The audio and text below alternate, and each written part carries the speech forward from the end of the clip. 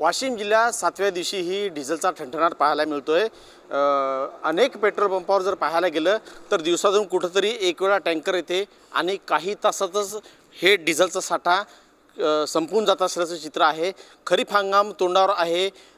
ट्रॅक्टरचे कामं, शेती मशागतीचे कामं असतील किंवा JCBनं आपलं शेत मशागत करण्याचं काम असेल, हे मोठ्या प्रमाणात चालू आहे।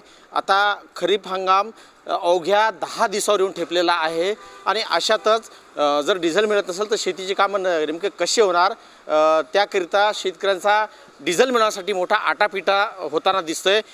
कॅनाच्या मोठमोठ्या रांगा लागल्याचं चित्र दिसतंय।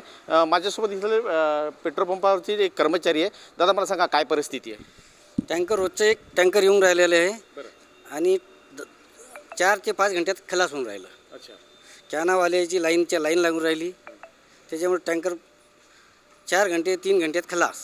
अच्छा, नंतर काय होते? गिरायकाची अशा अंगावर मारायला जोर करतात। बरं, अक्षरशः डिझेल संपल्यानंतर ग्राहक संतप्त होतात आणि अंगावर मारण्यासाठी पण येतात असाही इथं कर्मचाऱ्यांकडून सांगलं जातं आहे। एकूणच पाहायला गेलं तर हा डिझेलचा हाहाकार किती दिवस पाहायला मिळतो हे पाहणं महत्त्वाचं असणार आहे। मनोज जयस्वाल, ABP माझा, वाशिम। ABP माझा, उघडा डोळे बघा नीट।